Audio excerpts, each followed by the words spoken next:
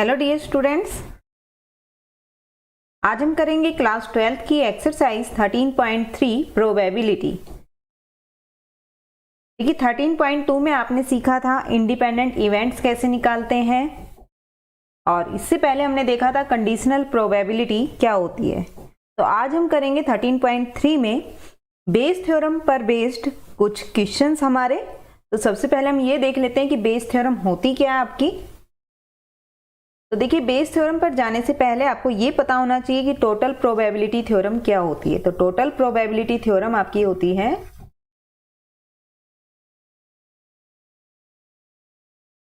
देखिए इसमें होता है कि सैंपल स्पेस जो है इसमें पार्टीशन है इवेंट्स के, फाइनाइट नंबर ऑफ इवेंट्स आपके अकर होते हैं। मान लीजिए let E1 E2 up to En be a partition of sample space.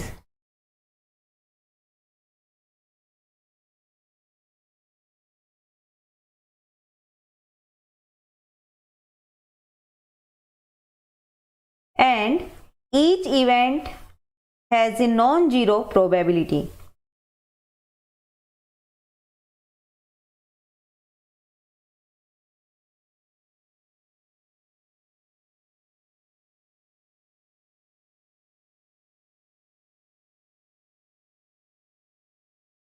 Or we can say that P EI is always greater than 0 for all I belongs to N. For all i's 1 to N, जितने भी आपके events given है उनकी जो probability आपकी greater than 0 होनी चाहिए, non zero probability हो।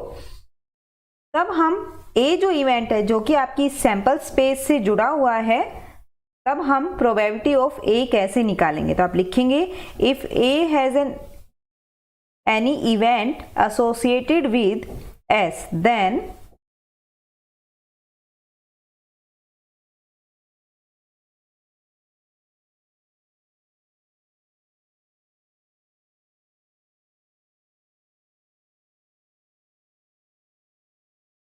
we can write PA as P E1 into P A given E1 plus P E2 into P A given E2 and so on। आपको finite आपने events लिए तो आप लिखेंगे यहाँ पर P En into P A given En। तो आप इसको शॉर्ट में ये भी लिख सकते हैं sum of I vary from 1 to N P EI into P A given EI। Clear, ये आपकी टोटल प्रोबेबिलिटी होती है कि आपके पास सैंपल स्पेस में इवेंट्स के पार्टीशन है, फाइनाइट पार्टीशंस हैं और नॉन जीरो प्रोबेबिलिटी है इन इवेंट्स की। तो आपके पास जो ए है इवेंट है जो कि इस सैंपल स्पेस से आपका जुड़ा हुआ है, तो आप प्रोबेबिलिटी ऑफ ए कैसे फाइंड करते हैं उसके लिए मैंने आपको ये फॉर्मूला बताया है। अब हम कर लेते हैं कि इसी फॉर्मूले का हम बेस थ्योरम में कैसे यूज करते हैं। तो देखिए बेस थ्योरम में क्या होता है,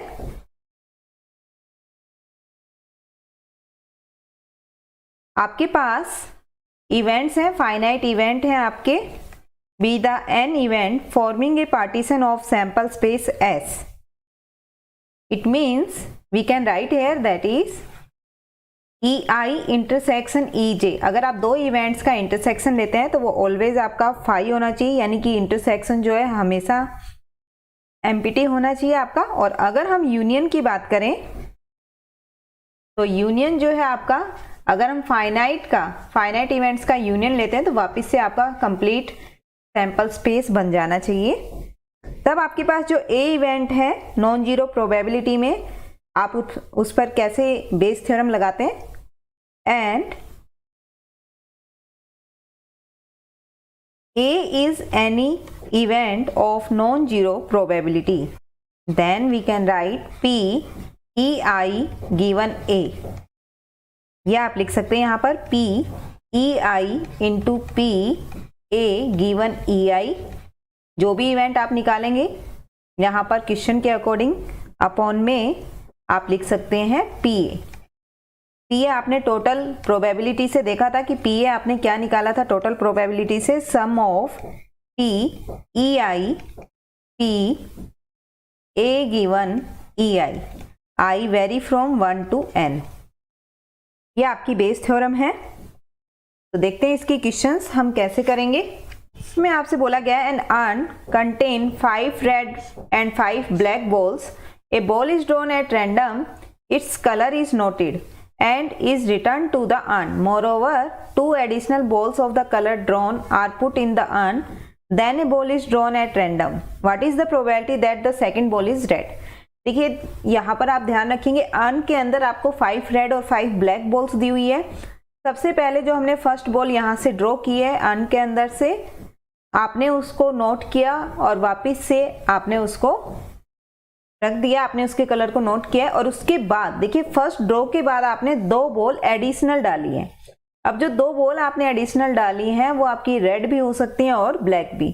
तो सेकंड वाले के लिए हमारे पास यहाँ जब हम प्रोबेबिलिटी निकालेंगे तो वो थोड़ी चेंज आएगी आपकी।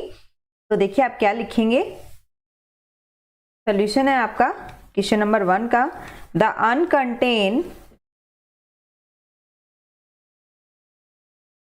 5 रेड एंड 5 ब्लैक बॉल।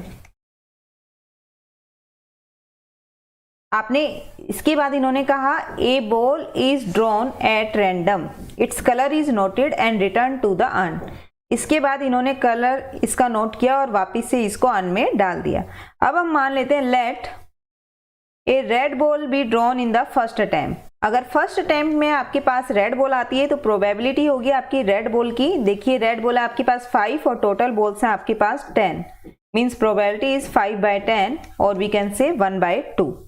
इसके बाद इन्होंने कहा कि अगर 2 बॉल और एडिशनल इसमें डाली जाएं, इफ 2 रेड बॉल्स, अब जो 2 बॉल आपने डाली है वो रेड भी हो सकती हैं आपकी और ब्लैक भी। सबसे पहले मैं डिस्कस कर रही हूँ अगर रेड होती हैं, if 2 red balls are added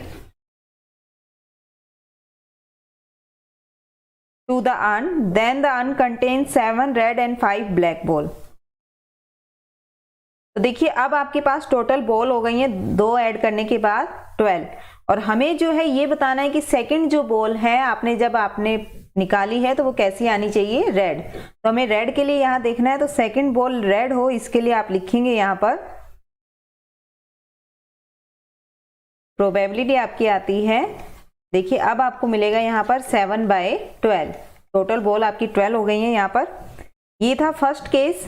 अब हम बात कर लेते हैं सेकंड केस की। मान लेते हैं आपने फर्स्ट अटेम्प्ट में आपने यहाँ पर निकाला black ball, let a black ball be drawn in the first attempt. अगर आपने ब्लैक बॉल ड्रॉ की है तो यहाँ पर आपके पास जो प्रोबेबिलिटी है वो क्या आती है, drawing of black ball. Black आपके पास है 5 बॉल्स और टोटल आपके पास है 10, मींस 5/10। अब देखिए आपने 2 बॉल यहाँ ऐड किए, 2 बॉल ऐड करने के बाद आपके पास, हमने देखा था कि अगर रेड बॉल होती हैं तो हमने केस डिस्कस कर लिया था। अगर हम माने कि जो 2 बॉल ऐड की गई हैं वो ब्लैक हैं, if 2 balls are black added to the earn,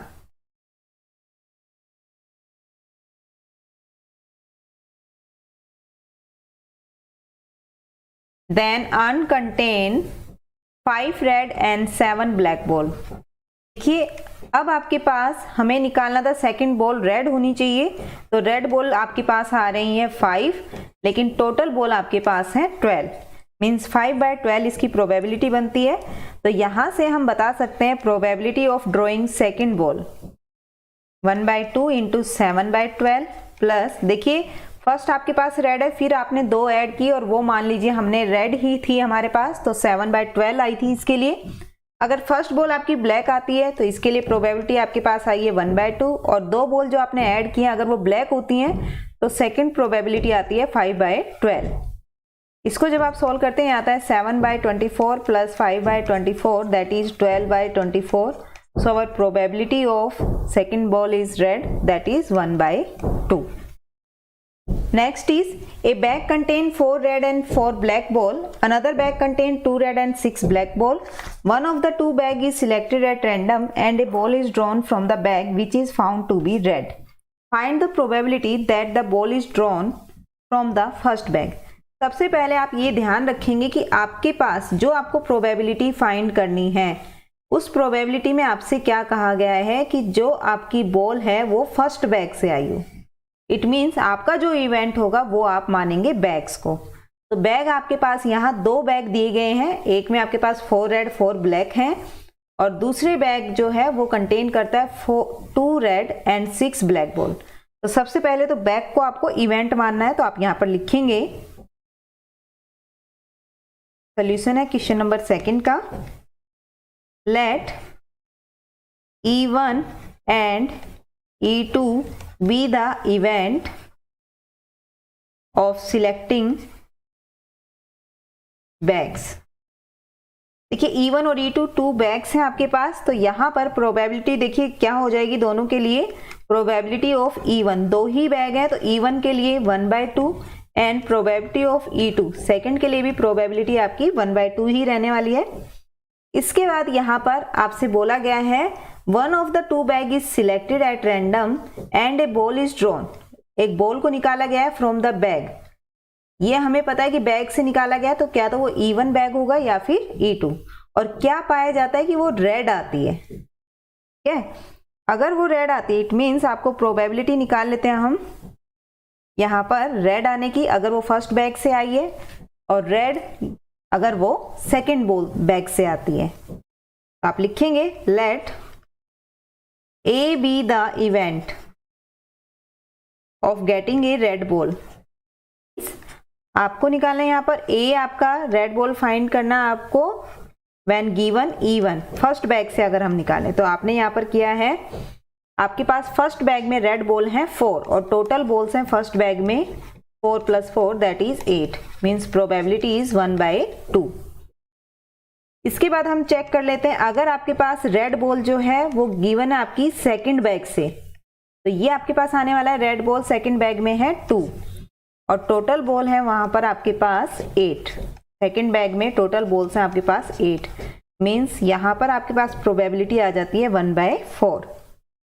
अब देखिए आपको ये बोला गया है कि आपको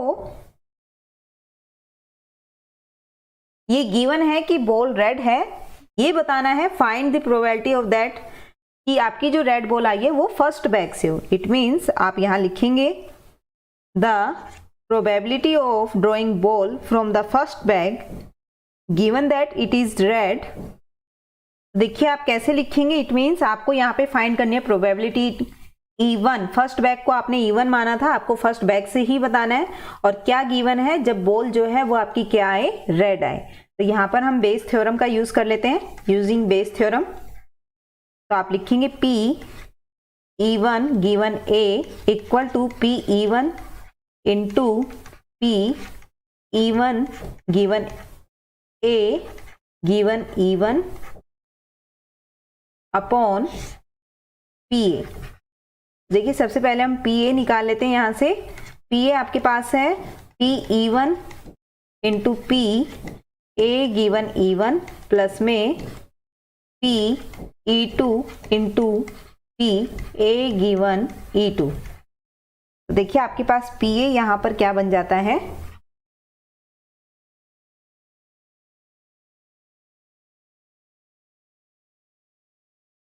PA के लिए आप लिखेंगे, देखिए E1 आपके पास प्रोबेबिलिटी थी 1/2 और A गिवन E1 जब था आपके पास तो इसके लिए भी हमारे पास आई थी 1/2 प्लस में E2 की प्रोबेबिलिटी थी आपके पास 1/2 और A गिवन E2 था आपके पास प्रोबेबिलिटी में 1/4। तो यहाँ से हमारे पास ये आ रहा है 1/4 प्लस में 1/8। एलसीएम लेने पे आपके पास आता है 3/8। अब हम बेस थ्योरम में रख रहे हैं, फर्स्ट बैग से निकालनी है आपको, गिवन क्या है कि वो बॉल आपकी रेड होनी चाहिए।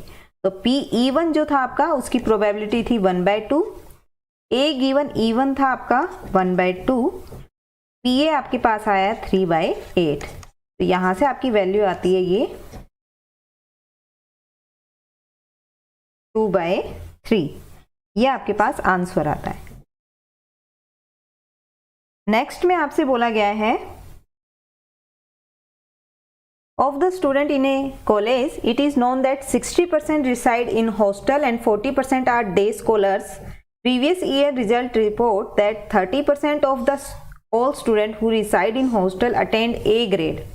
देखिए जो हॉस्टल में रहते हैं, दो तरह के स्टूडेंट बताएं आपको। एक वो जो हॉस्टल में रहते हैं 60% है, और जो डे स्कॉलर हैं जो हॉस्टल में नहीं रहते वो आपके 40% है। जो हॉस्टल में रहते हैं उनमें से 30% स्टूडेंट्स के ए ग्रेड आता है, और जो डे स्कॉलर्स हैं उन स्टूडेंट्स का 20% का ए ग्रेड आता है। देखिए ए ग्रेड दोनों में ही आ रहा है, तो कॉमन जो है आपका ए ग्रेड है, मीन्स ए हम यहां पर मान लेते हैं ग्रेड को।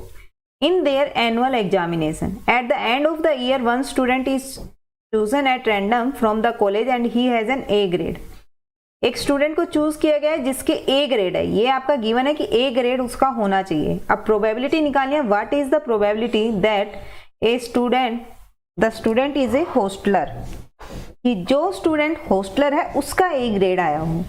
यानी कि आपके पास जो होस्टलर है, यहाँ पर E1 इवेंट मानेंगे आप होस्टलर, तो E2 इवेंट आपका हो गया डे स्कॉलर, यानी कि दो ही इवेंट है।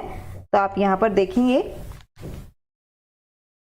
आप लिखेंगे सोल्यूशन में, let E1 and E2 be the event that the student is a hostler and a day scholar respectively, and A be the event that the student get grade A। इतनी information आपको यहाँ पर given है। Clear? अब आपको probability जो given है, hosteller students जो है ये आपके रहते हैं 60%, मीन्स आप लिख सकते हैं यहाँ पर 60/100, तो ये मिलता है आपको 0.6।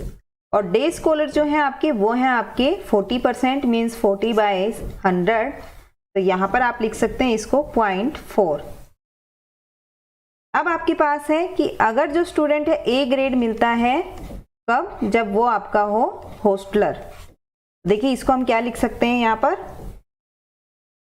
होस्टलर में के ए ग्रेड आते हैं, तो आपको दिया हुआ है जो हॉस्टल में रहते हैं उनका ए ग्रेड आता है 30%, मीन्स आपके पास ये हो गया 0.3। इसी तरह अगर आपके पास ये है ग्रेड ए का स्टूडेंट डे स्कॉलर है, तो उसके कितने परसेंट ऐसे स्टूडेंट्स हैं, 20%, तो ये आपका आ गया 0.2। अब आपको यहाँ जो प्रोबेबिलिटी निकालनी है वो आपको निकालनी है that A randomly chosen student is a hosteller given that he has N grade A. चलिए अब हम यहां से यूज करेंगे हमारी बेस थ्योरम को। आप बेस थ्योरम लिखेंगे यहां पर,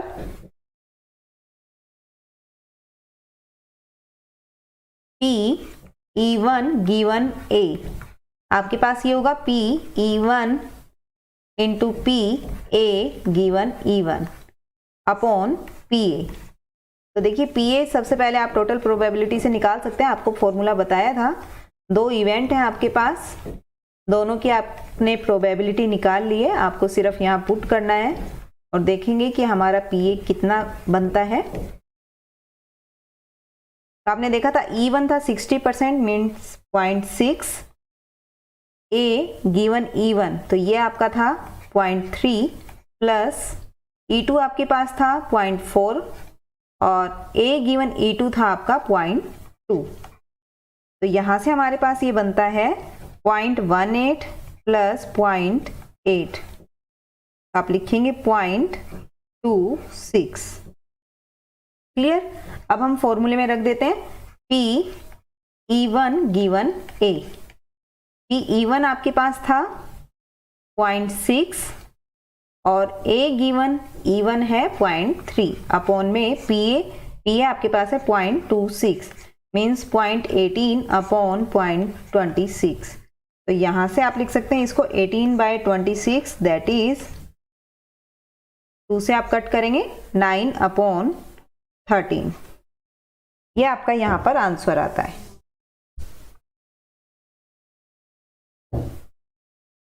नेक्स्ट है आपके पास, in answering a question on a multiple choice test a student either knows the answer or guesses. क्या तो स्टूडेंट आपको आंसर पता है या फिर वो गैस करता है। Let 3/4 be the probability that he knows the answer. दो इवेंट आपको यहाँ दे दिए हैं, क्या तो वो आपका आंसर जानता है या फिर वो गैस करेगा। तो इसने बोला probability of knowing the answer is 3/4 and 1/4 is the probability that he gases. अगर वो गैस करता है तो 1/4 प्रोबेबिलिटी है, अगर वो आंसर को जानता है तो 3/4। Assuming that the student who gases at the answer will be correct. अगर आंसर को गैस करता है और करेक्ट आने की जो प्रोबेबिलिटी है वो है उसकी 1/4। Then what is the probability that the student know the answer. देखिए आपको बोला गया प्रोबेबिलिटी निकालनी है जब स्टूडेंट को आंसर पता है, और गिवन क्या है आपका यहाँ पर, given that he answered it correctly, means उसका आंसर करेक्ट है। तो देखिए सबसे पहले आपको जो प्रोबेबिलिटी फाइंड करनी है, आपको बोला गया है ही नोज द आंसर, इसकी प्रोबेबिलिटी निकालनी है। तो आपके पास दो ही केस थे, क्या तो वो आपका गेस करता है या फिर वो आंसर को जानता है। तो इसको हम इवेंट मानेंगे। तो आप लिखेंगे यहाँ पर let E1 and E2 events that the student know the answer and guesses the answer। दो केसेस आपको यहाँ दिए हुए हैं और देखिए आपको क्या बोला गया है, गिवन दैट है आपको कि he answered it correctly, means आपका जो ए इवेंट है वो आप मानेंगे answer is correct. Let A be the event that the answer is correct. तो देखिए प्रोबेबिलिटी आपको दी हुई है, जब आंसर वो जानता है तो प्रोबेबिलिटी आपको गिवन थी यहाँ पर 3/4। तो आप लिखेंगे P(E1) इज 3/4 और जब वो गैसेस करता है तो आपको प्रोबेबिलिटी गिवन है 1/4। इसके बाद हम लिखेंगे अगर उसका आंसर जो है करेक्ट है, देखिए आपने करेक्ट आंसर को ए माना है तो आप लिखेंगे A given E1 means answer is correct when he knows the answer। देखिए अगर वो आंसर को जानता है तो उसका आंसर करेक्ट ही होगा, तो इसकी जो प्रोबेबिलिटी है वो आती है 1। और सेकंड में आपने लिखा PA given E2 मीन्स उसका आंसर करेक्ट है लेकिन क्या किया उसने, गेस किया है।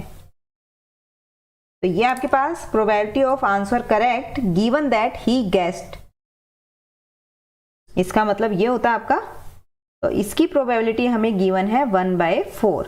जब वो गैस करता है तो उसकी प्रोबेबिलिटी आती है 1/4 आंसर करेक्ट होने की। तो यहाँ पर हम लिखेंगे जो आपको यहाँ फाइंड करना है, probability that the student knows the answer given that he answered it correctly.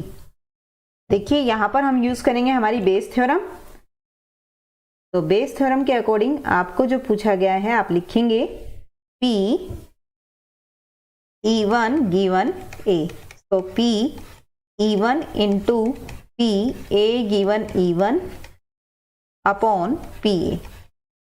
सबसे पहले आप PA निकालेंगे यहाँ पर, that is P(E1) into PA given E1 plus में P(E2) into PA given E2। दोनों प्रोबेबिलिटीज आप निकाल चुके हैं। E1 की प्रोबेबिलिटी थी आपके पास 3/4 और आपके पास था PA given E1 probability is 1। Probability of E2 is 1/4 and A given E2 probability is 1/4। So here we get 3/4 plus 1/16. So it becomes 13/16. Now putting in the formula we get here P(E1) given A is 3/4 into 1 upon 13/16. 3/4 into 16/13 means 12/13. So our answer is 12/13.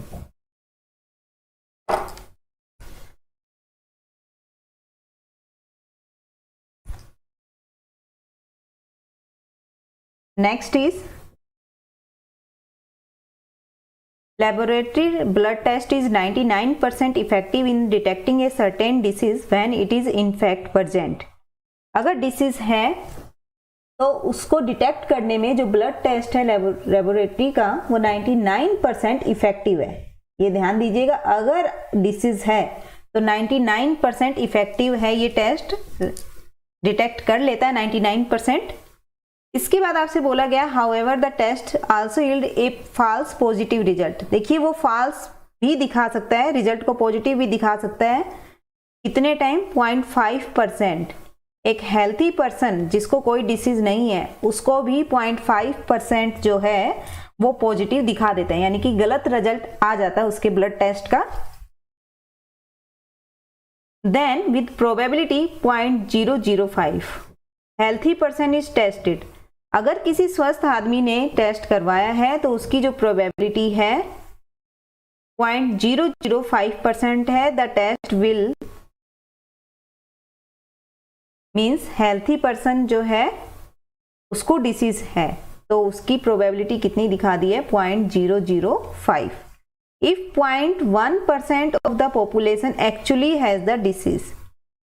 देखिए अगर 0.1% को disease है then what is the probability that a person has the disease. देखिए सबसे पहले आपको किसके लिए निकालना है? डिसीज है, यानी कि हमारे पास जो इवेंट बनेगा, डिसीज को हमें इवेंट बनाना है यहाँ पर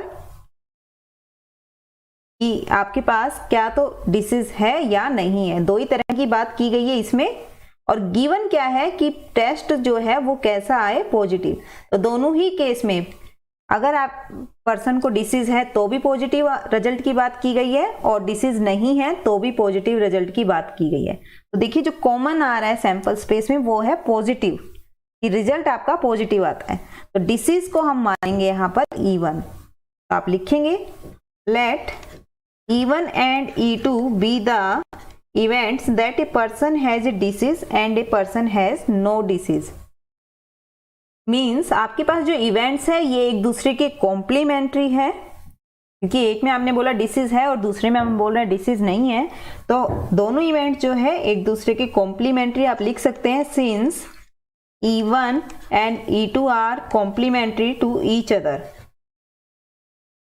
तो PE1 plus PE2 equal to 1. So here we have given that 0.1% of the population has actually the disease. तो आप यहाँ पर PE1 आपको जो दिया हुआ है वो 0.1% आपको दिया है, मीन्स आप लिख सकते हैं 1/1000 0.001। क्लियर? तो यहां से जब डिसीज नहीं है तो आप उसको लिखेंगे 1 - PE1। तो आपको ये मिलेगा, जिनको डिसीज नहीं है वो है आपके पास 0.999। अब आपको बोला गया है कि जो ए इवेंट है वो क्या है? ब्लड टेस्ट का रिजल्ट जो है वो पॉजिटिव आता है, तो इसको हमने ए माना है। B the event that the blood test result is positive. Means अगर हम यहाँ पर देखें probability of result is positive given that the person has disease, तो इसका मतलब ये होता है आपका कि आपको ए गिवन E1 यहाँ पर फाइंड करना है कि पॉजिटिव रिजल्ट है कब? जब पर्सन को डिसीज है। तो आपको ये निकालना है P A गिवन E1। तो आपको यहाँ पर बोला गया है कि ये जो है कि डिसीज है डिटेक्ट हो रही है, तो आपका 99% जो टेस्ट है, देखिए अगर डिसीज है तो पॉजिटिव आता है। आप लिखेंगे ये आपका बना है 0.99। इसी तरह आप लिखेंगे यहाँ पर कि जो प्रोबेबिलिटी है आपकी, probability of result is positive when the person has no disease. देखिए दो ही तरह के केस यहाँ पर आए हैं कि क्या तो डिसीज है तो पॉजिटिव आता है, या डिसीज नहीं है तो भी रिजल्ट पॉजिटिव दिखा रहा है।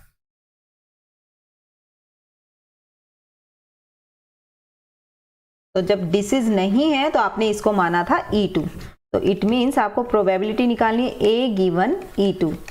इसकी प्रोबेबिलिटी आपको यहाँ पर दी हुई है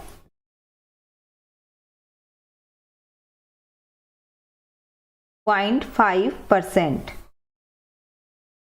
तो आप लिखेंगे 0.5% आपको दी हुई है, तो आप लिखेंगे 5/1000, दैट इज 0.005। क्लियर। अब देखिए आपको जो यहाँ फाइंड करना है वो है probability that a person has a disease. ये हमें यहाँ पर फाइंड करनी है। What is the probability? Probability of a person has the disease. देखिए डिसीज है मीन्स E1 और गिवन क्या है? Given that the test result is positive. तो टेस्ट रिजल्ट पॉजिटिव है, इसको हमने माना था A। तो आप लिखेंगे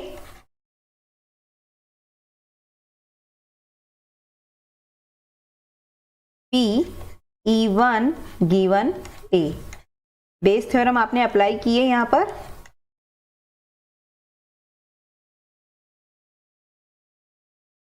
टोटल प्रोबेबिलिटी से हम PA की वैल्यू फाइंड कर लेते हैं। तो PA आपके पास आता है यहां पर PE1 into PA given E1 plus में PE2 into PA given E2। तो ये आपके पास आता है। देखिए आपने सारी वैल्यूज निकाल ली हैं, तो आप लिखेंगे 0.001 इंटू 0.99 प्लस 0.999 इंटू 0.005। सॉल्व करने के बाद आपके पास ये आता है 0.00099 प्लस 0.004995। इसको आप लिख सकते हैं 0.005985। अब आप यहाँ पर बेस थ्योरम में रख सकते हैं इसको। तो देखिए आपके पास मिला है 0.001 इंटू 0.99 अपॉन 0.005985। ये आपके पास आता है 0.00099 अपॉन 0.005985। तो इसको आप लिख सकते हैं 990 डेसिमल जब आपने हटाया यहाँ से अपॉन 5985।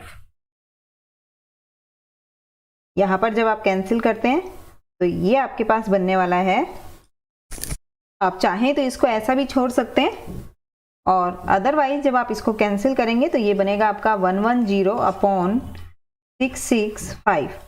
और फिर से अगर हम इसको 5 से कैंसिल करें तो ये बनेगा 22 अपॉन 133।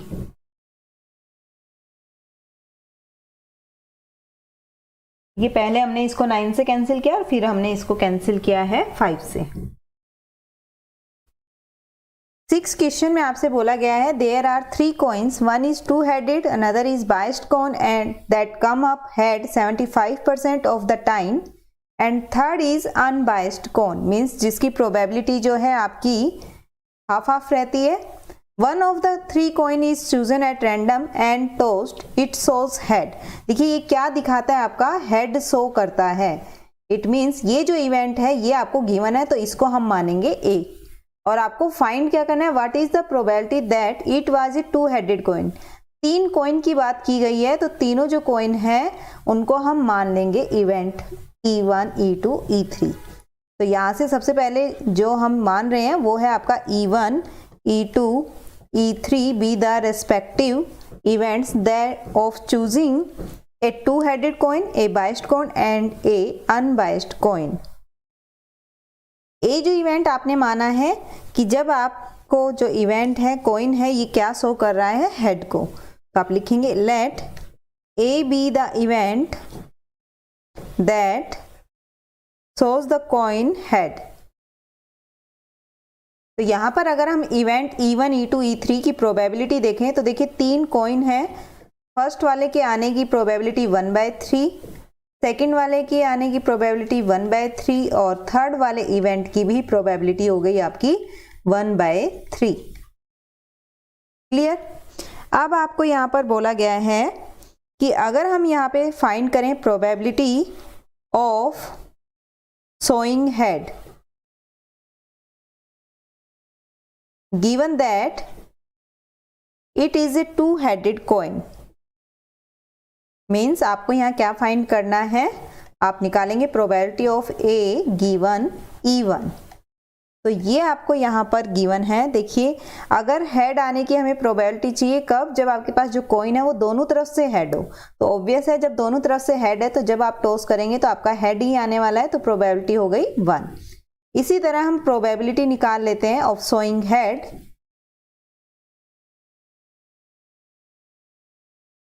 गिवन दैट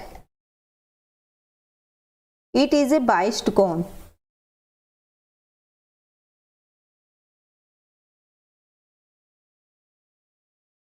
मीन्स आपको यहाँ पर फाइंड आप करेंगे probability of A given E2।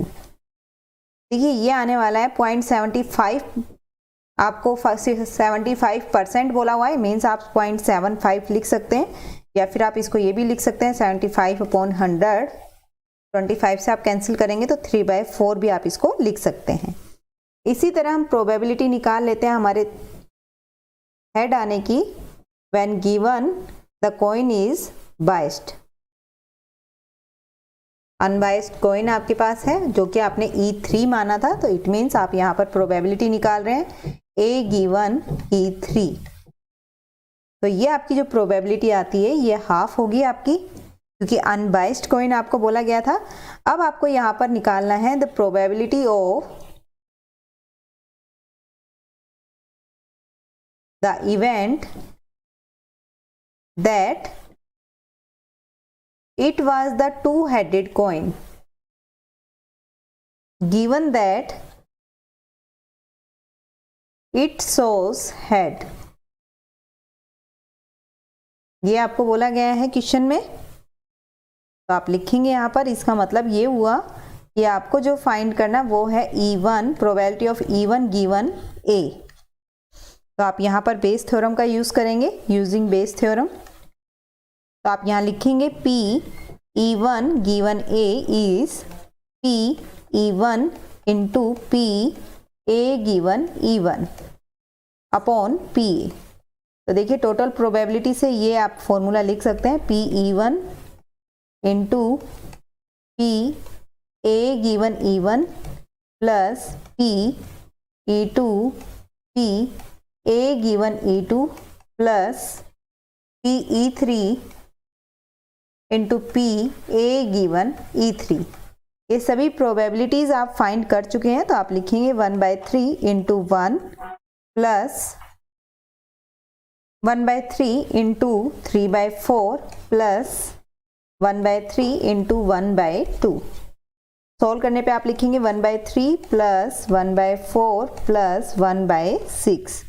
तो ये आपके पास यहाँ पर आता है 9/12। तो अब हम इसको बेस थ्योरम में रख देते हैं। देखिए यहाँ पर मैं कर रही हूँ P E1 गिवन A, ये आपके पास मिलेगा 1/3 इंटू 1 अपॉन 9/12। आप इसको लिख सकते हैं 1/3 इंटू 12 अपॉन 9। आपको ये मिलने वाला है 4/9। ये आपका आंसर होगा क्वेश्चन नंबर 6 का। Next is an insurance company insured 2000 scooter driver, 4000 car driver and 6000 truck drivers। एक इंश्योरेंस कंपनी इंश्योरेंस करती है 2000 स्कूटर ड्राइवर्स का, 4000 कार ड्राइवर्स का एंड 6000 ट्रक ड्राइवर्स का। The probability of an accident are 0.01। Scooter driver की accident की जो probability है 0.01 है, कार ड्राइवर की प्रोबेबिलिटी आपको 0.03 दी हुई है और ट्रक ड्राइवर की प्रोबेबिलिटी 0.15 आपको दी हुई है। One of the insured person meet with an accident. एक पर्सन जो कि इंश्योर्ड था, इंश्योरेंस हो रहा था, उसका एक्सीडेंट हो जाता है। देखिए एक्सीडेंट के लिए बोला गया है, मीन्स इसको हम मान लेते हैं A. What is the probability that he is a scooter driver. तो देखिए हमें ये बताना है कि जो एक्सीडेंट हुआ है वो किस पर्सन का हुआ है, जो स्कूटर चलाते हैं। ठीक है, तो इवेंट मानेंगे स्कूटर ड्राइवर को। तो कितने तरह के हमें दिए हुए हैं, scooter driver, car driver and truck driver. इनको हम मान लेंगे E1 E2 E3। तो यहाँ पर आप लिखेंगे let E1 E2 E3 be the respective event that the driver is scooter driver और a car driver and a truck driver. देखिए अगर स्कूटर ड्राइवर है तो हमें प्रोबेबिलिटी गिवन है, E1 आपके पास है। अगर वो स्कूटर ड्राइवर है तो देखिए 2000 आपके पास स्कूटर ड्राइवर है और टोटल जितने भी आपके ड्राइवर्स हैं वो हैं 2000 plus 4000 plus 6000 means 12000 total drivers हैं। तो यहाँ पर प्रोबेबिलिटी आपके पास आ जाती है 1/6। इसी तरह अगर हम बात करें कि जो आपके पास कार ड्राइवर्स हैं इनकी प्रोबेबिलिटी कितनी आती है, ये आपके पास मिलेगी 4000 अपॉन 12000 दैट इज 1/3। अगर हम ट्रक ड्राइवर की प्रोबेबिलिटी की बात करें तो ये आपके पास 6000 टोटल ड्राइवर्स हैं 12000 means probability is 1/2। Clear.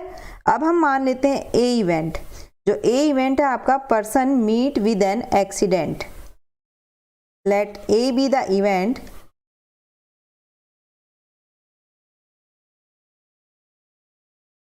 that the person meets with an accident.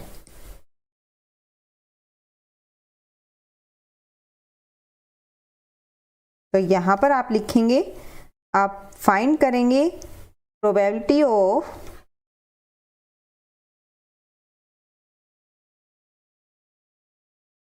Scooter driver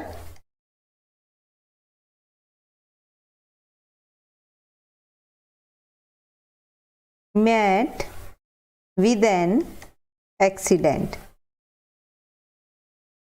ठीक है, एक्सीडेंट होता है किसका? स्कूटर ड्राइवर का। तो यहाँ पर आप लिखेंगे P A गिवन E1।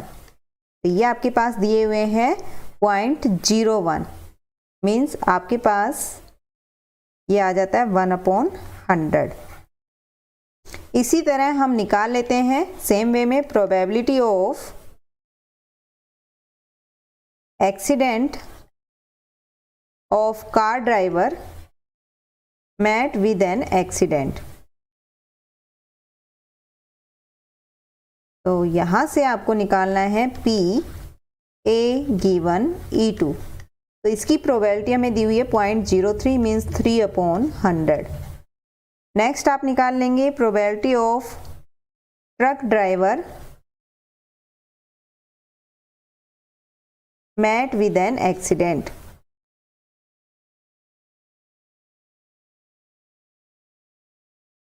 तो यहाँ आपको फाइंड करना है P A गिवन E3। तो ये हमें एक्सीडेंट दिया हुआ है, प्रोबेबिलिटी 0.15 मीन्स 15/100। तो ये हम लिख सकते हैं 15/100 ही रहने देते हैं इसको हम। अब आपको जो यहाँ फाइंड करना है, देखिए आपको यहाँ फाइंड करना है the probability that the driver is a scooter driver.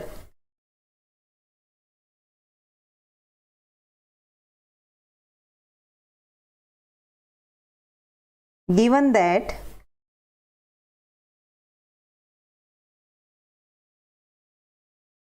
he met with an accident।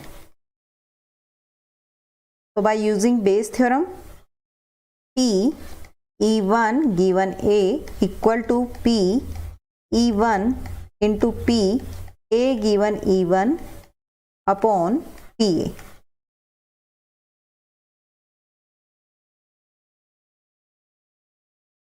PA आपके पास आने वाला है P E1 into P A given E1 plus P E2 P A given E2 plus P E3 P A given E3।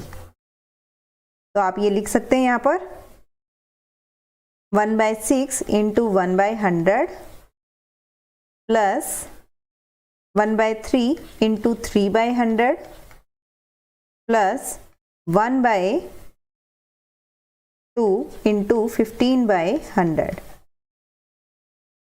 तो ये आपके पास यहाँ पर मिलता है आपको 1/100। अगर हम कॉमन लें तो ये मिलेगा हमें 1/6 plus 1 plus 15/2।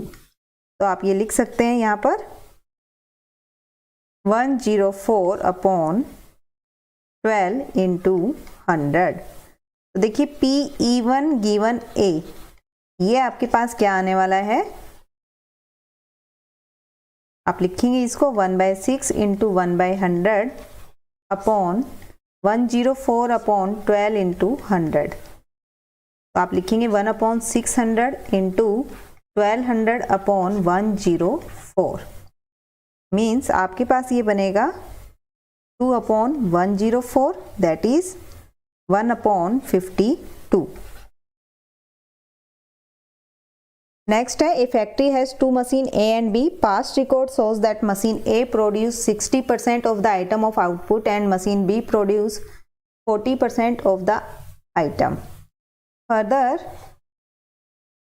2% of the item produced by machine A and 1% produced by B were defective. देखिए A मशीन पर प्रोडक्शन आपकी हो रही है, 60% प्रोड्यूस कर रही है, और B जो है वो 40% आइटम्स प्रोड्यूस कर रही है, जिसमें से A में 2% आइटम जो है डिफेक्टिव होते हैं 60 में से, और आपके पास 1% जो डिफेक्टिव निकलते हैं वो B मशीन पर है। All the items are put into an one stock pile and then one item is chosen at random from this and is found to be defective. देखिए एक साथ ये सभी आइटम रखे गए हैं और फिर बोला गया कि रैंडमली जब हमने सिलेक्ट किया तो एक आइटम जो है हमने निकाला और वो कैसा आता है, डिफेक्टिव, यानी कि दोनों में ही डिफेक्टिव की बात की गई है। तो जो कॉमन आ रहा है वो है ए, डिफेक्टिव आपका जो आइटम है। प्रोबेबिलिटी आपको निकालनी है that it was produce by machine, इसके द्वारा प्रोड्यूस की जा रही है मशीन बी के द्वारा। इट मीन्स E1 E2 आप मानेंगे मशीन्स को, तो आप लिखेंगे यहाँ पर let E1 and E2 be the respective event, respective events of item produced by machine A and B।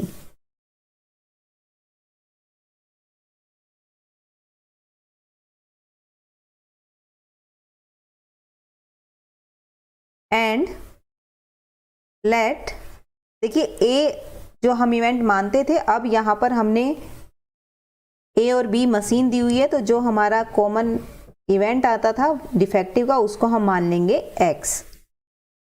तो यहाँ पर आप लिखेंगे let X be the event that the produced item was found to be defective. तो यहाँ से सबसे पहले हम प्रोबेबिलिटी फाइंड कर लेते हैं। देखिए प्रोबेबिलिटी आपके पास आती है जब ए मशीन पर प्रोडक्शन होता है आपका, तो प्रोबेबिलिटी आपके पास है PE1, ये कितना परसेंट आपको दी हुई है, 60%, मीन्स 60/100, तो आप लिख सकते हैं 0.6। जब सेकंड मशीन बी मशीन पर प्रोडक्शन की बात चल रही है तो ये आपके दिया हुआ है 40% प्रोड्यूस करती है, मीन्स 40/100, दैट इज 0.4। अब हम यहाँ पर निकाल लेते हैं कि जो आपके पास डिफेक्टिव आइटम है वो किस मशीन के द्वारा प्रोड्यूस की गए हैं, ए मशीन पर। तो आप लिखेंगे probability that machine A produce defective item.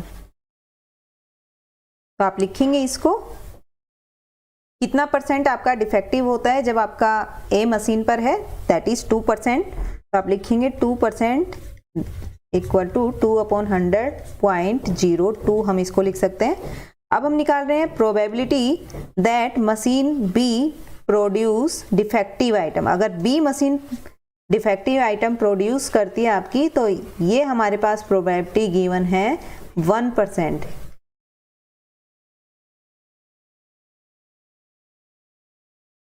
तो आप लिखेंगे P A given E2 is 1%, तो 1/100 दैट इज 0.01। क्लियर। अब हमें जो फाइंड करना वो देख लेते हैं। The probability that it was produced by machine B, it is defective, means आपको फाइंड करना है PE2 given A। Bayes theorem हम यहाँ अप्लाई करेंगे यूजिंग बेस थ्योरम।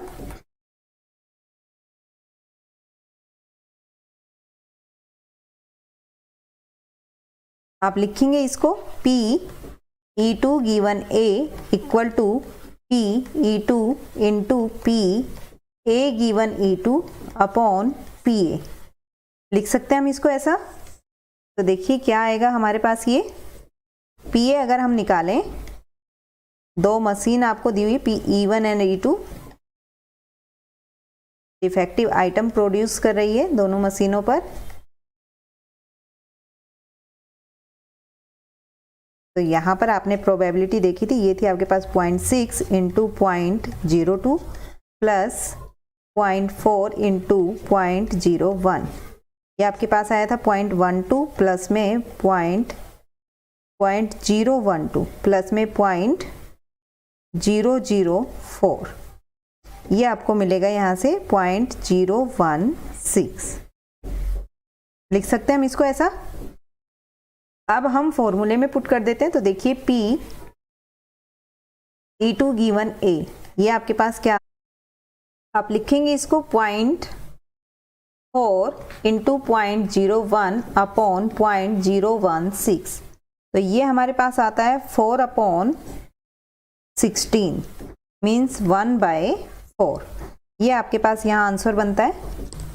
नेक्स्ट है आपके पास the two groups are competing for the position on the board of director of a corporation. The probability that the first and the second group will win are 0.6 and 0.4 respectively.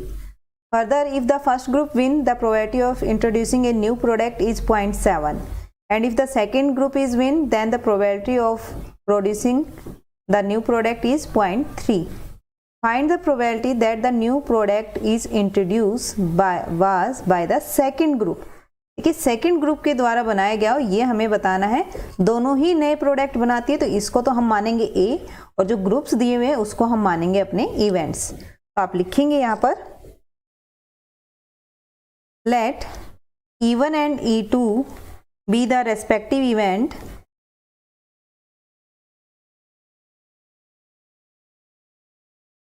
That the first group and the second group win the competition. Let A be the event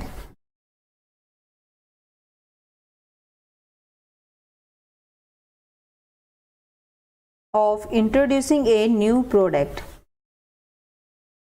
तो ये हमें मिलता है यहाँ से। देखिए सबसे पहले हम प्रोबेबिलिटी निकाल लेते हैं। प्रोबेबिलिटी जो है फर्स्ट ग्रुप के विन होने की प्रोबेबिलिटी आपको गिवन है 0.6। इसी तरह अगर हम सेकंड ग्रुप के विन होने की बात करें तो B के सेकंड ग्रुप के चांस हैं विन होने के 0.4। यहाँ पर आपको दिया गया है कि प्रोबेबिलिटी हमें फाइंड करनी है that the new product is introduced by first group. तो आपके पास ये है B A given E1। New product आपका फर्स्ट ग्रुप ने इन्वेंट किया है तो ये आपके पास है 0.7। अगर हम प्रोबेबिलिटी देखें कि न्यू प्रोडक्ट जो है आपका वो बनाया है सेकंड ग्रुप ने, तो इसकी प्रोबेबिलिटी हमें गिवन है 0.3। अब हम देख लेते हैं जो हमें फाइंड करना है। वो हमें दिया हुआ है कि जो न्यू प्रोडक्ट है आपका इंट्रोड्यूस किया गया है बाय द सेकंड ग्रुप, इसकी प्रोबेबिलिटी हमें फाइंड करनी है। तो ये आपके पास आती है, now the probability that new product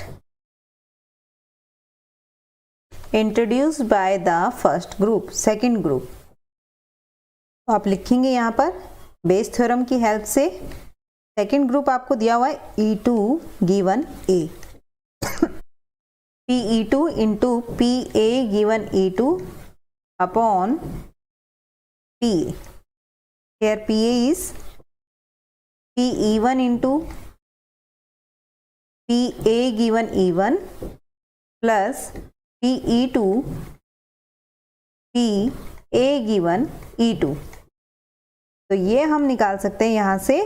आपके पास आएगा 0.6 इंटू 0.7 प्लस 0.4 इंटू 0.3। तो आपको ये मिलता है 0.42 प्लस 0.12। तो ये हो गया आपका 0.54। अब आप फॉर्मूले में रखिए, देखिए क्या मिलता है हमें यहाँ से। ये आपके पास आने वाला है 0.4 इंटू 0.3 अपॉन 0.54, 0.12 अपॉन 0.54, 12 अपॉन 54, और ये आपका बनता है 6 से अगर आप कैंसिल करें तो 2/9। ये आपका आंसर आता है। नेक्स्ट है, suppose a girl throw a die, if she get 5 और 6 सी टॉसेस ए कॉइन। देखिए अगर डाइस को थ्रो करने पर हमारे पास 5 और 6 आते हैं तो वो कॉइन को 3 टाइम टॉस करती है। ये ध्यान रखिएगा, 3 टाइम टॉस किया गया है अगर 5 और 6 आता है, और जो नंबर ऑफ हेड्स हैं उनको नोट किया जाता है। अगर डाइस को थ्रो करने पर 1 2 3 4 में से कोई भी नंबर आता है तो एक ही बार कॉइन को टॉस किया जाता है, ओनली वंस, और फिर हेड और टेल जो ऑब्टेन्ड हुए हैं उनको नोट किया जाता है। If C obtained exactly 1 head, अगर वो सिर्फ एक हेड यहाँ आता है उसके पास, then what is the probability that C threw 1 2 3 4 with the die.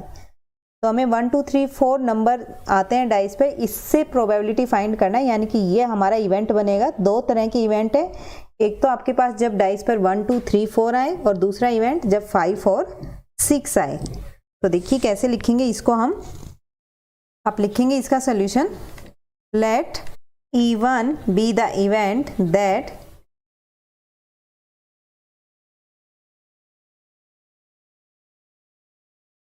the outcome on the die is 5 or 6, and E2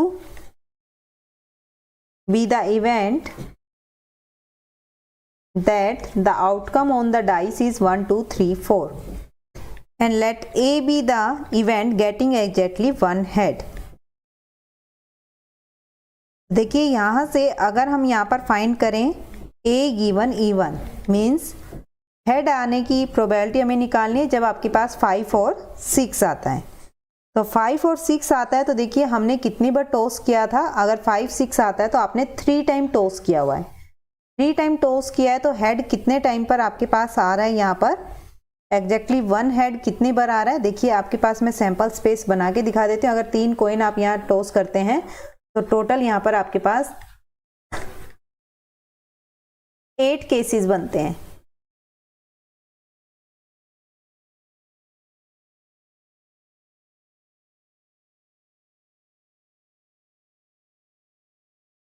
clear, total 8 cases बनते हैं, और एग्जैक्टली 1 हेड, देखिए एग्जैक्टली 1 हेड जो है वो 3 टाइम आपका आ रहा है। 3 ही केसेस में आता है जब 1 हेड हो, तो इसलिए यहाँ पर आपके पास प्रोबेबिलिटी हो गई है 3/8। और अगर हम बात करें 1 हेड आए कब, जब आपने डाइस पर नंबर आता है 1 2 3 4। देखिए जब E2 आपके पास है तो 1 2 3 4 में उसने कितने टाइम टॉस किया है, 1 टाइम, और 1 टाइम में आपके पास कॉइन पर आता है आइदर हेड और टेल। तो हेड आने की प्रोबेबिलिटी कितनी हो गई आपकी, 1/2। तो यहाँ से आप लिखेंगे 1/2। अब आपको यहाँ पर जो प्रोबेबिलिटी निकालनी है हम वो लिख देते हैं, probability of the girl that she throw 1 2 3 or 4 with the die, given that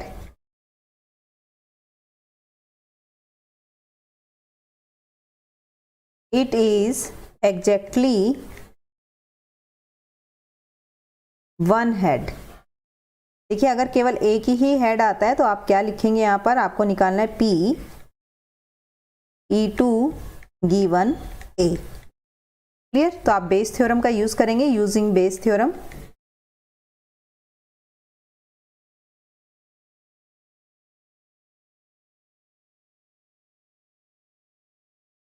इसको हम लिख सकते हैं P E2 given A is P E2 into P A given E2 upon PA। तो देखिए प्रोबेबिलिटी ऑफ A हमारे पास कितनी आ जाती है, P E1 into P A given E1 plus P E2 P A given E2। तो ये आपके पास आती है प्रोबेबिलिटी यहाँ पर 1/3 इंटू 3/8 प्लस 2/3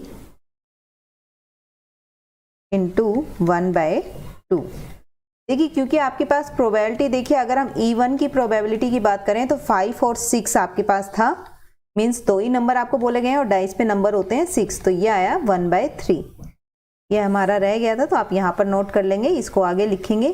और E2 की अगर बात करें तो 4 डाइस थे हमारे, 4 नंबर्स की बात की गई है, 1 2 3 4 नंबर्स की बात की गई है और टोटल होते हैं हमारे पास 6, तो यहाँ E2 की प्रोबेबिलिटी आती है 2/3। तो आप यहाँ से लिखेंगे इसको, ये आपके पास बनने वाला है 1/3, अगर हम कॉमन ले 3/8 प्लस 1, ये बनेगा आपका 1/3 इंटू 11/8। तो यहाँ से हम फॉर्मूले में रख देते हैं E2 given A is 2/3 into 1/2 upon 1/3 into 11/8। So we get here 1/3 into 3 into 8 upon 11. So answer is 8 upon 11. आपको बोला गया है 3 मशीन हैं आपके पास, manufacture has 3 machine operator A, B and C. The first operator A produce 1% defective item and other 2 operator B and C produce 5 and 7% defective items. A is on job 50% of the time, B is on the job 30% of the time and C is on the job of 20% of the time. देखिए तीनों मशीनों पर ही defective item produce हो रहे हैं आपके, तो आप A जो मानेंगे वो डिफेक्टिव आइटम को मानेंगे और आपको प्रोबेबिलिटी फाइंड करनी है कि जो डिफेक्टिव आइटम है वो किस पर प्रोड्यूस हो रहा है, A मशीन पर। तो आप यहाँ पर लिखेंगे let E1, E2, E3 denote the event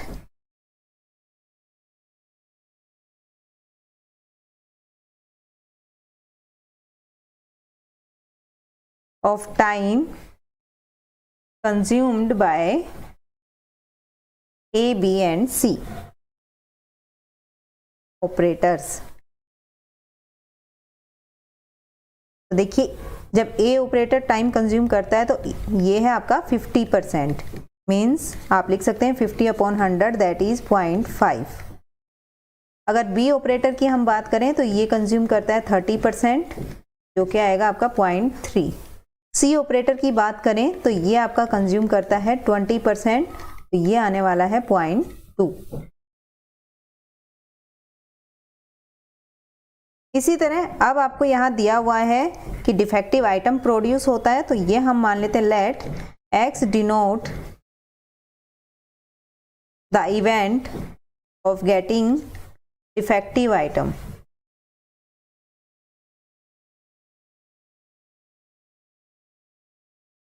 अब हमें ये बताना है कि डिफेक्टिव आइटम जो है वो किस पर प्रोड्यूस किया गया है, A पर। तो A पर प्रोड्यूस होते हैं 1%, तो आपके पास प्रोबेबिलिटी यहाँ हो जाएगी first operator produce 1% defective item. देखिए 1% डिफेक्टिव आइटम A मशीन पर आपका प्रोड्यूस हो रहा है, जिसकी प्रोबेबिलिटी हमें गिवन है। A पर आपकी डिफेक्टिव आइटम प्रोड्यूस है फर्स्ट मशीन पर, तो ये आपके पास हो गया है 1% दैट इज 0.01। अगर आपके पास ये सेकंड ऑपरेटर पर प्रोड्यूस होता है, कितना प्रोड्यूस कर रहा है डिफेक्टिव आइटम, B पर आपका प्रोड्यूस कर रहा है ये 5% और C पर करता है 7%।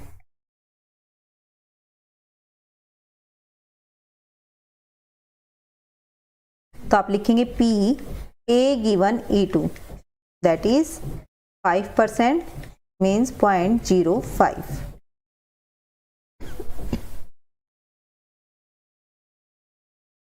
इसी तरह अगर हम थर्ड ऑपरेटर की बात करें, प्रोड्यूस 7% डिफेक्टिव आइटम।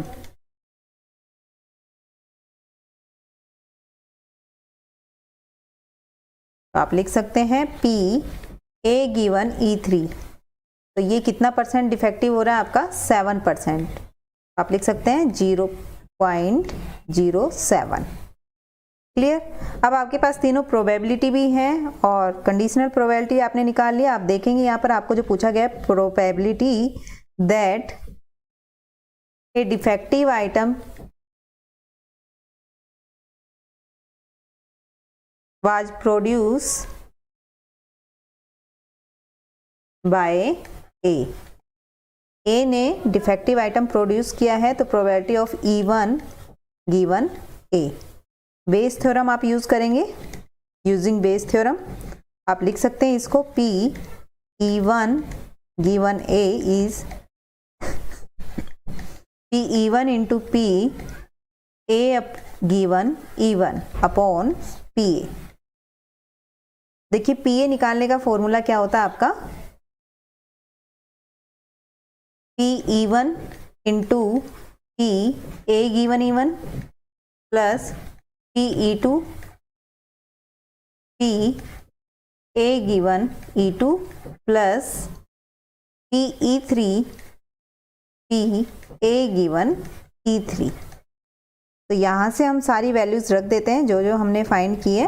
तो ये आपके पास आती हैं 0.5 इंटू में 0.01 प्लस 0.3 इंटू में 0.05 प्लस 0.2 इंटू में 0.07। तो आप लिख सकते हैं इसको 0.005 प्लस 0.015 प्लस 0.014। टोटल आपके पास ये आता है 0.034। प्रोबेबिलिटी में रखते हैं हम बेस थ्योरम में, तो आपको ये मिलेगा P E1 गिवन A। तो P E1 आपको जो मिला था वो था आपका 0.5 और A गिवन E1 था आपका 0.01 अपॉन में PA आपका आया 0.034। आप लिख सकते हैं 0.005 अपॉन 0.034, ये आया आपके पास 5/34। ये आपका आंसर बनता है। नेक्स्ट है, a card from a pack of 52 card is lost. 52 cards में से एक कार्ड आपका गुम हो गया है। मीन्स आपके पास अब जो कार्ड्स बचे हैं वो हैं 51। याद रखेंगे 51 कार्ड्स अब बचे हुए हैं आपके पास। आपको बोला गया है कि जो रिमेनिंग कार्ड्स हैं पैक में, 2 कार्ड उनमें से निकाले गए हैं और ये पाया गया है कि दोनों कार्ड जो हैं डायमंड हैं। Find the probability of the lost card. जो कार्ड गुम हुआ है उसकी प्रोबेबिलिटी निकालनी है कि वो आपके पास डायमंड हो। तो देखिए यहाँ पर केसेस बनते हैं कि जो आपके पास डायमंड कार्ड गुम हुआ है, या तो वो आपका कार्ड जो है वो डायमंड का होगा या फिर नहीं होगा। ये 2 केस हमारे पास आते हैं, तो हम मान लेते हैं let E1 and E2 be the respective event of choosing a diamond card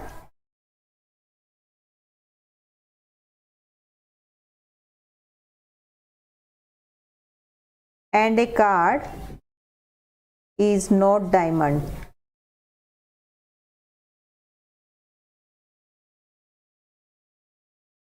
clear.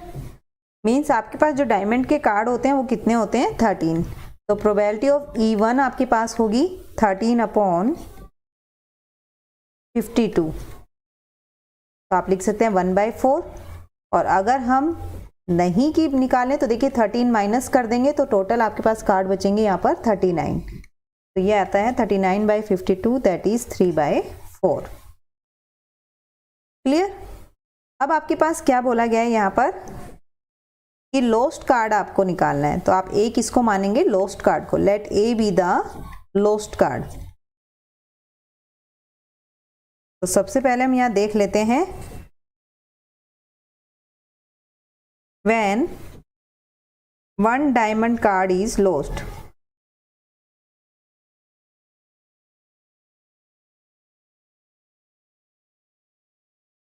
There are 12 cards of diamond out of 13 cards।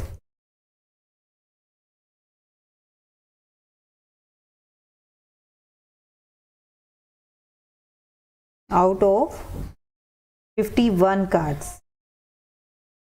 देखिए एक कार्ड जो गुम हुआ है, अब टोटल कार्ड्स बच गए आपके पास 51, और अगर वो कार्ड डायमंड का है तो हमने बोला कि डायमंड का एक कार्ड जो लॉस्ट हो गया है तो अब आपके पास डायमंड के बच गए हैं 12। तो इट मीन्स आपके पास, आप निकालेंगे यहाँ पर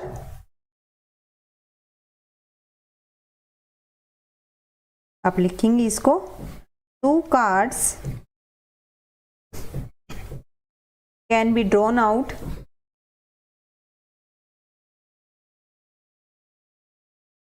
ऑफ 12 डायमंड कार्ड। देखिए अब हमें कितने कार्ड में से सिलेक्ट करना है, 12 कार्ड्स में से कितने कार्ड आपको सिलेक्ट करने हैं, 2 कार्ड सिलेक्ट करने, मीन्स 12C2। इतने वेज आपके पास होंगे सिलेक्ट करने के, और टोटल कार्ड कितने बचे हैं आपके पास, जब 1 लॉस्ट हो गया है तो वो बचे हैं आपके पास 51। तो आप लिखेंगे similarly 2 diamond card can be drawn out of 51 cards. तो ये हमारे पास आता है 51C2 वेज। तो प्रोबेबिलिटी हम इसकी देख लेते हैं, प्रोबेबिलिटी ऑफ गेटिंग 2 कार्ड्स।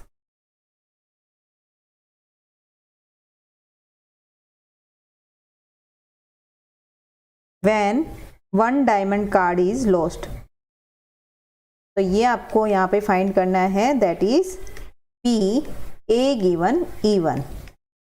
तो ये आपको मिलेगा 12C2 अपॉन 51C2। फॉर्मूला आप कॉम्बिनेशन का जानते हैं, n factorial upon r factorial into n minus r factorial upon 51 factorial upon 2 factorial 51 minus 2 factorial. तो देखिए 2 फैक्टोरियल से 2 फैक्टोरियल कैंसिल, आपका 12 into 11 into 10 factorial upon 10 factorial upon 51 into 50 into 49 factorial upon 49 factorial. लिख सकते हैं इसको हम। तो देखिए ये कैंसिल हो गया आपका, तो ये आपके पास आता है कैंसिल करने के बाद 11 into 12 upon 50 into 51, that is 22 upon 425। ये आता है आपका PA गिवन E2। इसी तरह हम यहाँ पर निकाल लेंगे कि जो आपके पास लॉस्ट कार्ड है वो डायमंड का नहीं है, तब प्रोबेबिलिटी आपकी क्या आती है, प्रोबेबिलिटी ऑफ गेटिंग 2 कार्ड्स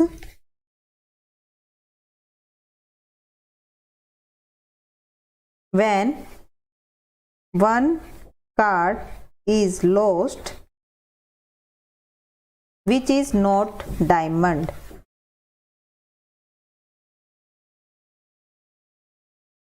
अगर वो कार्ड जो गुम हुआ है वो डायमंड नहीं है, इट मीन्स आपको यहाँ पे क्या निकालना होगा, P A given E2। E2 event को ही हमने डायमंड का नहीं माना था, तो यहाँ पर आप लिखेंगे P A गिवन E2।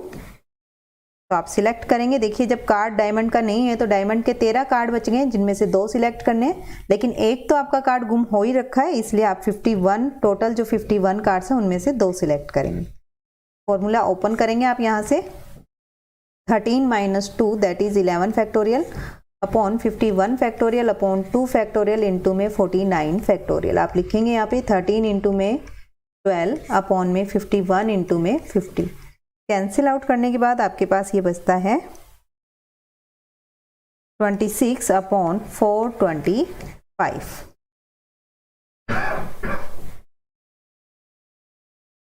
अब हम यहाँ पर प्रोबेबिलिटी निकाल लेते हैं, जो आपको बोला गया है, probability that the lost card is diamond, lost card is diamond.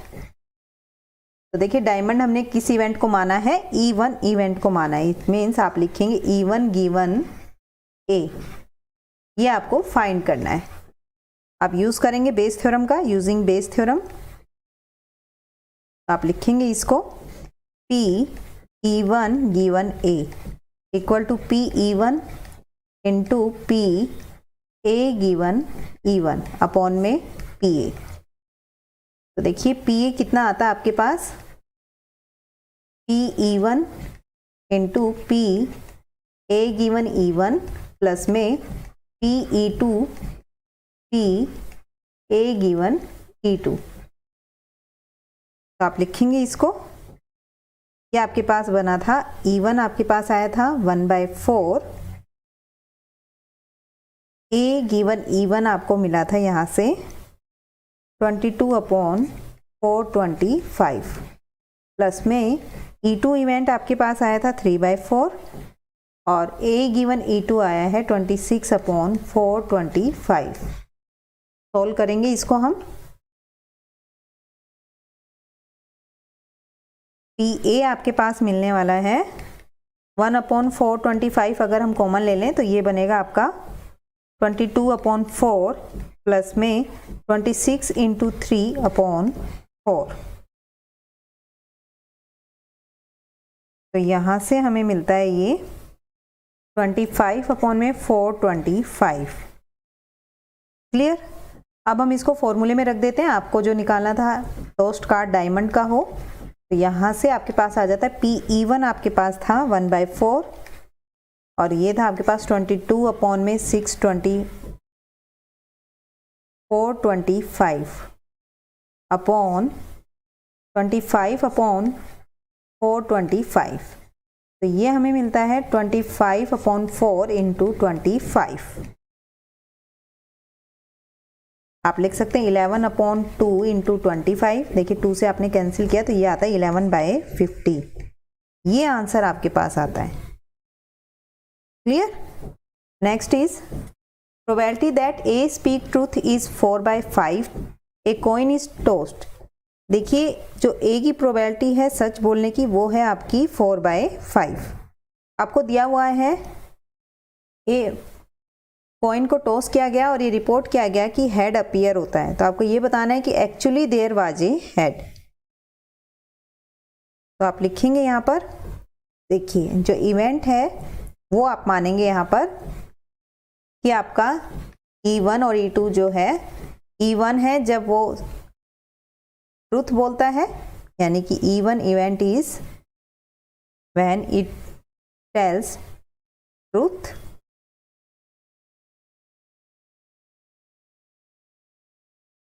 E1 आपने माना जब ए आपका स्पीक करता है ट्रू। E2 आपने माना जब ए जो है क्या बोले, फॉल्स। तो देखिए ट्रूथ बोलने का हमें दिया हुआ है 4/5 प्रोबेबिलिटी है, तो नहीं बोलने की हमारे पास, यानी कि फॉल्स बोलने की कितनी हो गई 1 - 4/5, जो कि आ गई 1/5। आपको यहाँ पर क्या बोला गया है, कॉइन को टॉस किया गया और आपको जो रिजल्ट है ये बताया गया कि हेड आता है। तो यहाँ पर हम लिखेंगे इसको, ए जो इवेंट है दैट हेड अपीयर, ये हेड तो आ ही रहा है आपका, इट मीन्स इसको हम ए मान लेते हैं, हेड अपीयर। अब आपके पास जो प्रोबेबिलिटी है कि आपके पास हेड आता है लेकिन ये सही है, तो इसकी प्रोबेबिलिटी कितनी हो गई आपकी 1/2। और अगर ये कहे कि हेड है लेकिन ये गलत, इसने गलत बोला है, तो भी कितनी प्रोबेबिलिटी हो गई 1/2, क्योंकि आपके पास जो कॉइन है उसमें दो ही केसेस बनते हैं, हेड पर भी 1/2 और टेल पर भी 1/2। तो यहाँ से जो प्रोबेबिलिटी आपको निकालनी है, आपको बोला गया है that actually there was a head, means वहाँ पर वो ट्रूथ बोल रहा है, ट्रूथ के हमने माना है E1 जब हेड आता है। तो आपके पास बेज आप यूज़ करेंगे। देखिए आपका ये MCQ है, तो मैं यहाँ डिटेल में आपको नहीं लिख के बता रही हूँ। ये आपके पास आता है PA। अब आपके पास जो भी आपने निकाला PE1 था 4/5, ए गिवन E1 है 1/2। तो यहाँ पर आप इसको सोल्व करेंगे तो ये कितना आता है आपके पास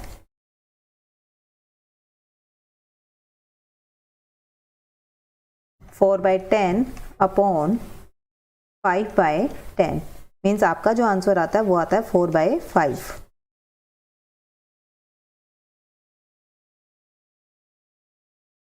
क्लियर। 13 का ए आंसर आपका करेक्ट है। नेक्स्ट आपके पास है, आपको बोला गया है A and B are two event, A contained in B। देखिए यहाँ पर हमने डायग्राम में भी बनाया हुआ है, तो आप देख सकते हैं वेन डायग्राम के अंदर A आपका B में कंटेन कर रहा है, मीन्स आपकी जो प्रोबेबिलिटी है आप लिख सकते हैं यहाँ पर A कंटेन्ड इन B आपको दिया हुआ है, तो इंटरसेक्शन अगर हम निकालें तो किसके इक्वल आना चाहिए, A के इक्वल। तो probability of A intersection B हमारा बना PA। क्लियर? तो यहाँ से आप लिखेंगे कि जो प्रोबेबिलिटी ऑफ A है, देखिए A कंटेन कर रहा है B में, तो प्रोबेबिलिटी हमेशा छोटी रहेगी किससे, B इवेंट से। अब हम डिस्कस कर लेते हैं, अगर हमारे पास A कंडीशनल B गिवन है तो आप क्या लिखेंगे, PA intersection B upon PB। Intersection की वैल्यू किसके इक्वल आ रही है, PA के, अपॉन में PB। ये हम लिख सकते हैं। हमें पता है PA अपॉन PB आ रहा है और आपको फर्स्ट में दिया हुआ है PB अपॉन PA, इक्वल नहीं होता तो फर्स्ट तो आपका पॉसिबल नहीं है। अब हम बात करें कि हमारे पास जो प्रोबेबिलिटी है PB, it is known that, जो आपके पास प्रोबेबिलिटी है B वो हमेशा किससे लेस और इक्वल रहने वाली है, 1 से, क्योंकि आप जानते हैं मैक्सिमम प्रोबेबिलिटी 1 होगी। 0 और 1 के बीच में रहती है प्रोबेबिलिटी आपकी, या 0 हो सकती है 1 भी हो सकती है। क्लियर? तो ये तो हम लिख ही सकते हैं कि प्रोबेबिलिटी हमेशा 1 के इक्वल या लेस रहने वाली है। तो यहाँ से हम लिख सकते हैं कि आपके पास 1 अपॉन PB अगर हम देखें that is greater than equal to 1। Clear? अगर हम ऐसा लिख सकते हैं, देखिए हमने बोथ साइड PA से मल्टीप्लाई किया, PA upon PB is always greater than equal to PA। और आपके पास PA अपॉन B जो है वो देखिए, अगर हम इसको फर्स्ट माने तो फर्स्ट से हम इसको क्या लिख सकते हैं, PA conditional B, A given B है greater than equal to PA। तो देखिए ये जो ऑप्शन मुझे दिख रहा है, ये दिख रहा है आपका C, मीन्स C ऑप्शन आपका यहाँ करेक्ट होगा। ये थे आपके 14 क्वेश्चन एक्सरसाइज 13.3 के। हमारी नेक्स्ट वीडियो में हम देखेंगे हमारी नेक्स्ट एक्सरसाइज। जब तक आप इनकी प्रैक्टिस कीजिए।